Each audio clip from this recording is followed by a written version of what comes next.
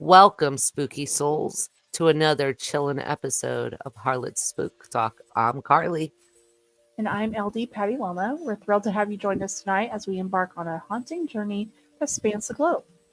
That's right, we're kicking off a brand new series called Around the World Hauntings, where we'll explore the eerie tales and ghostly legends from different corners of our planet.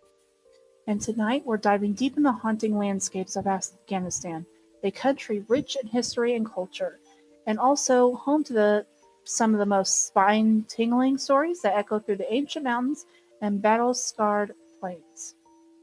From the echoes of past battles to the whispers of restless spirits, Afghanistan has its fair share of ghostly encounters that will send shivers down your spine.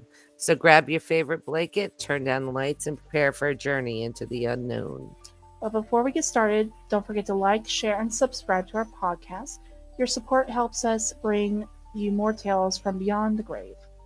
And mark your calendars. We're going to go live on the 27th with a special episode featuring Cassoga with Jen. You won't want to miss it. So, without further ado, let's step into the shadows and uncover haunting stories that Afghanistan has to offer. Are you ready, Karli? Absolutely. Let's get spooked. Starting Afghanistan off, we're going to kick off with something called post rock. It is a place that many soldiers and people know over there. It started with the Cold War and just continued up to now, present day. It had a lot of failed campaigns of the American people and the Soviet and British for the Cold War in that area.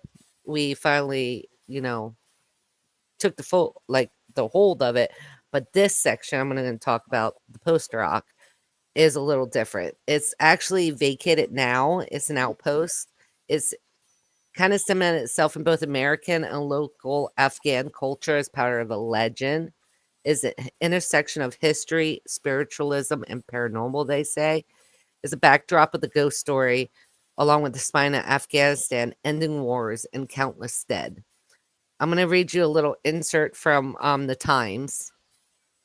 Okay. I found this on the Times. Okay, It perfect. says the Taliban roam freely, now among the clusters of small villages and poppy fields in Helmand's district, by a canal system built during the Cold War, funded by the United States. It was different 12 years ago when the Marines deployed to help drive the Taliban out. The dominant height of what the Marines described as hardened dirt pile offered the best position for an outpost to see their enemy. Now, but before the Marines destroyed what they believed to be the Taliban's defensive position on the mound with a demolition charge, it was discovered evidence of the hill's ancient design. Small tunnels dug into the base that led to a single chamber, maybe a fort or a tomb. The corporal himself said it was creepy. The blast from the Marines collapsed the tunnels beneath them for this. The mounds in years that passed buried human bones were discovered in the rock as American units rotated in and out of the outposts. And the destruction of Kelly's discovery in 2008 morphed into a part of a mystique type of feeling. But Oh, the bones were almost certainly not Taliban. They were decades and likely in some cases centuries old. A local scholar who spoke on the condition out of fear of out of fear, said the hill had originally been a fort, but hundreds of years ago used it was changed. Local people, he said, eventually saw it and then other structures like an area as spiritual sites and maybe burial sites that were oh destroyed. no. So, in the years before, in the 1740s, had made their way. It was the fort. So, we now know it as the Rock. Okay, kind of like an off outpost, but they say it was more than that. It was unclear like what it really was to us, but Mhm. it could be back in the empires as well as Alexander the Great all left their mark in this region. We have to remember that. So they're wondering if a like Persian group or something else used that as like a really secure and very sacred place. The rock last likely use as a graveyard might have been around 1980 at the start of the Soviet Afghan War, when fighters, some led by insurgent commander, surrounded and captured nearly 40 Afghan communist police officers. Is famous for legalizing poppy silver cultivation for the area in 1981. Nice. So, like, this has a lot of history to this place, but they say the dead were buried in a mound. Though family members came and, you know, disturbed some of the bodies, many remained entombed within the elevated earth. Local officials, despite this event, was not in Kashmir when the communists were present. So we don't even know who was buried there altogether. And we don't know, like, going deeper until we don't even know how, maybe nowadays we do. Yeah. Back then, we didn't even know how old the bones were. And these ghost stories, like in 2015, the Sci Fi channel aired an episode on the paranormal witness, True Terror, about the outpost titled Beneath the Rock. So people have, What do been you what do you think is in this rock? I Like, don't know. Like, if it is from the Persian Empire, I don't know what it could have been used for.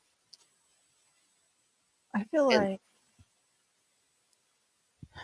I feel like there's definitely ghosts all around it and in it and under it and on top of it, you know? Like they have photos online where you can see like a little spirit on top, but um it's crazy to think. Here's the thing, well, like hauntings and like when it comes to like military based areas, like we were kind of talking about that yeah, with Sarah Wally last night on Monday night, and kind of just talking about some things are just imprinted with the land. So if there's yes. like been battles,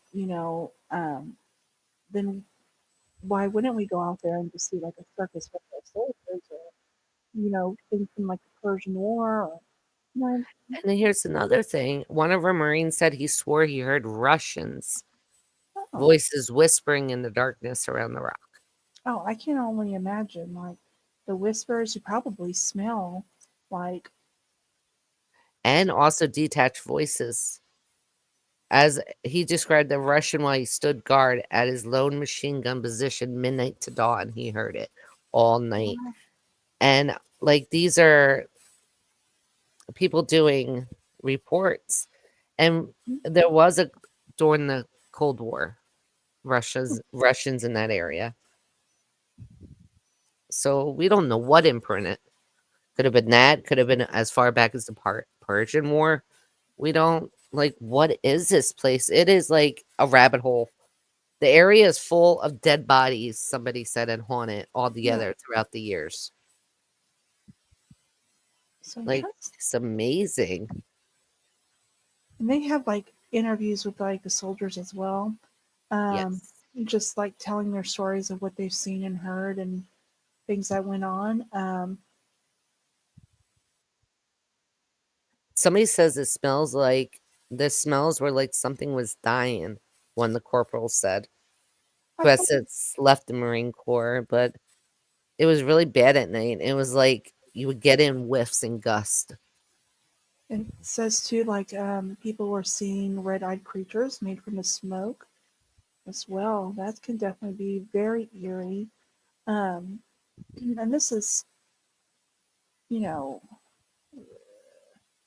okay, so it says in the story, the listener said something that really stuck to me.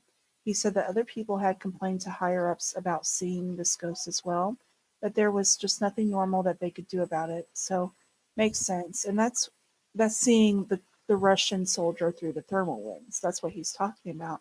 Um, so if like you haven't heard it, definitely check out Arjun Athalye, and that's from Are You Afraid of the Dark? Just as a reference, you know,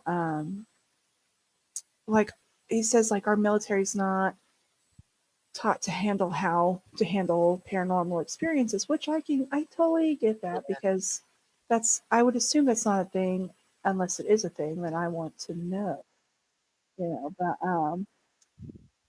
you know, he says like these stories always seem to resurface. Like people are obviously seeing things, they're hearing things, they're smelling things. It's just not like from what it sounds like it's not your typical battlefield like World War I or World War II. It was a little bit more intense than that. Now and then nowadays in 2008, American missile had struck the outpost before the Marines had seized it. The Americans would later say burying Taliban fighters inside. So it has been just layers and layers on this outpost. That's just wild. Okay, so one person says they had radio watch duty one night, 2:45 a.m. to 3 a.m. My shift ends and I walk down to the hill to our little bathroom area. He says, I'm doing my business in this little cinder block hut with a hole when I hear walking up the hill next to me, like someone's walking up there. And at first he thinks nothing of it, probably just one of the local guards coming up for a shift change. But being in the middle of the night and me in combat zone, I do listen and pay attention. I can hear the sound of gear rattling, which I know for a fact that our locals don't wear gear with meta itch buckles or boots for that matter. I've been on patrol with them multiple times and they hang around the outposts. I know that they sound like so he knows what they sound like when they move, right? It's not just that, he said it's the heavy footstep boots of a soldier in combat gear. Um, so not wanting to die on the throne and the fact that and these are all quoted by the way, guys. Not So now he's not wanting to die on the throne, and the fact that I was one of the few Americans at this outpost, I decided I probably need to know who is coming up the hill. So I crack the door and peek outside, and holy hell bananas, there is someone on that hill. It happens to be mostly a full moon, and I have some decent ambient light. And they were carrying an AK, so not an American. They also had on a uniform and not the typical Afghan garb, not one of our Afghan local police. Um, and then at this point, they are close to the top of the hill, and this person is not someone from the outpost. I grab my rifle, we'll call it that for YouTube's sake, and pop out the door, and I run up the hill after them. I get to the top, and not a single person was around, right? So he, Yeah. he says, sorry. No, Uh, no, go on. So he says, I walk over to the building where the radio guard is and I knock on the door. My buddy answers and asks, What's up? I said, I checked to see if anybody was up here or came in there. And he said, no one has come to the barracks. So the next day, while eating lunch, we joked about it. And one of the special op guys who had been there longer told us that it was the resident Russian ghost. And claimed that he started appearing after they used dirt from the hill to fill our sandbags for the wall. Turns out they found some bones. Oh, like you said, found some bones while doing it. He even told us that he had been face to face with it and even drew his sidearm. All the other guys kind of chimed in about their own creepy stories of the place.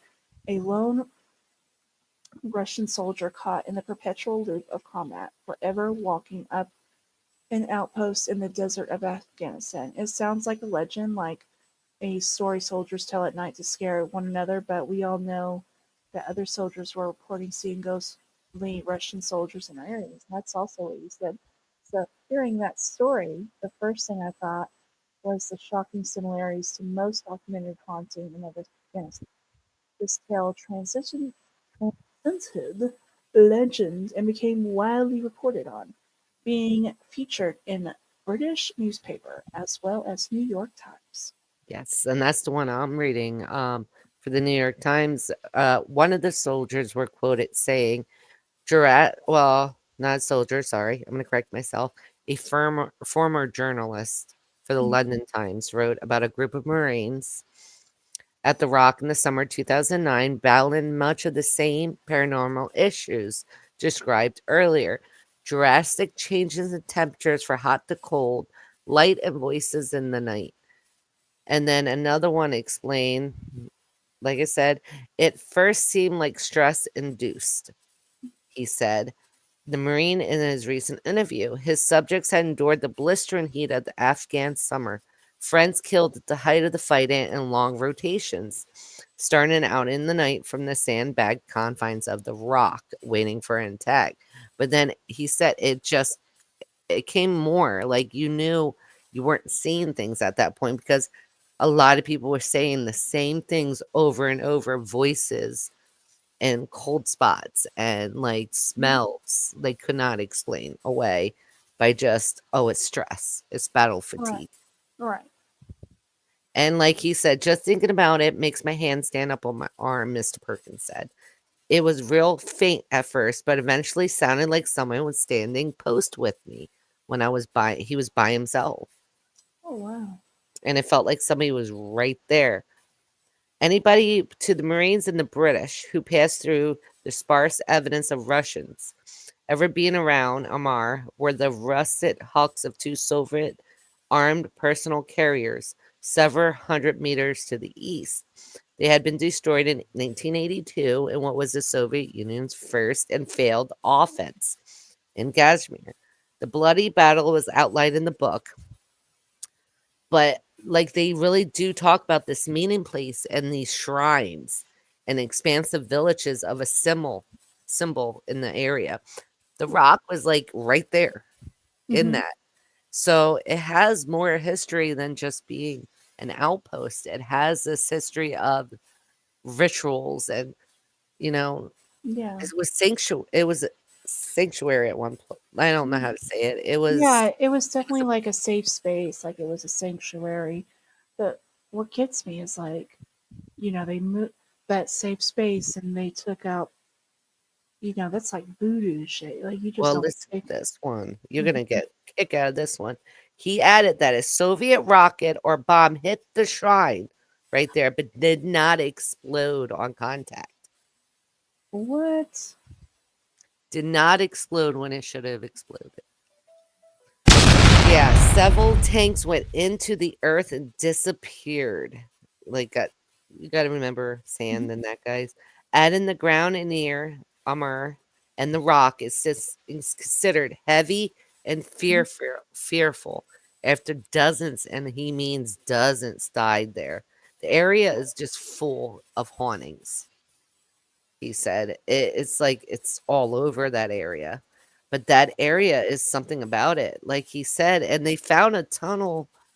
They found this stuff by accident, some of it, and it's just wow, in the beginning, not later on. Yeah.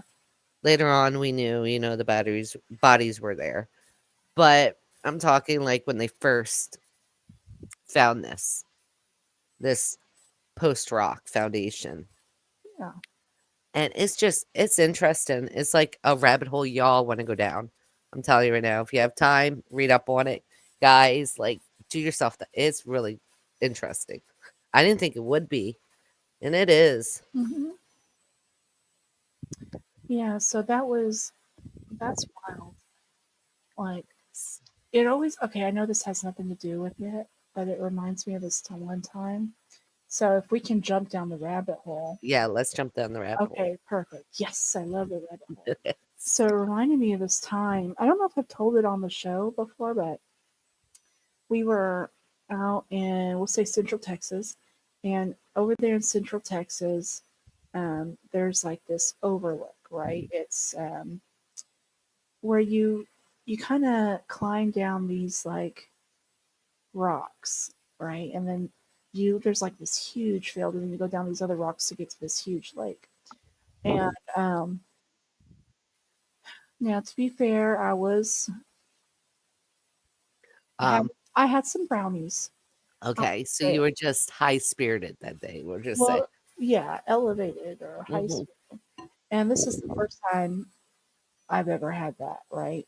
And my friend and I, we ate, there was a big pan of it, ate half of it. Me and her ate half of it together.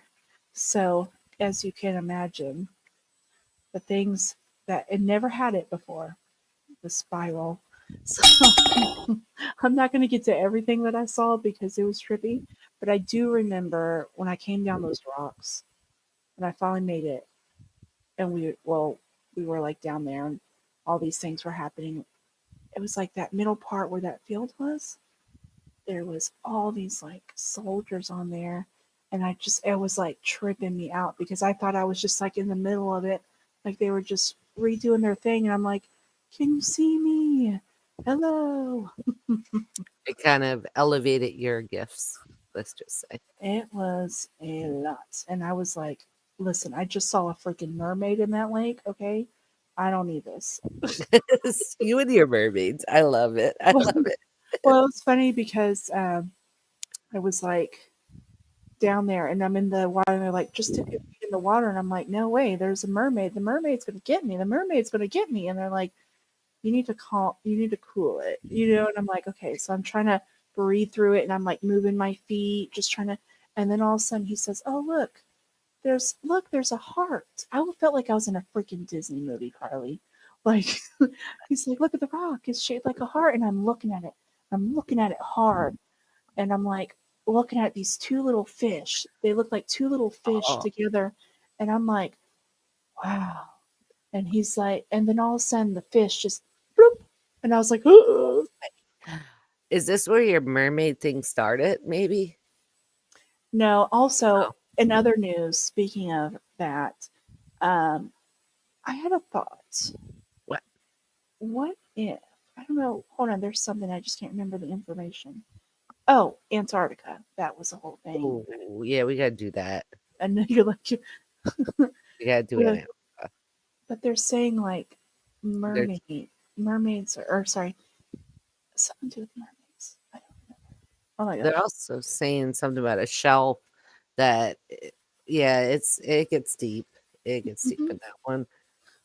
We So gotta do Antarctica. I'm just saying, we have to do that one. yes. So it's like so many things are going on. There are so many people that are light years, but I had a thought last night. I'm like, because I try not to believe in the alien thing, but I'm kind of thinking, what if,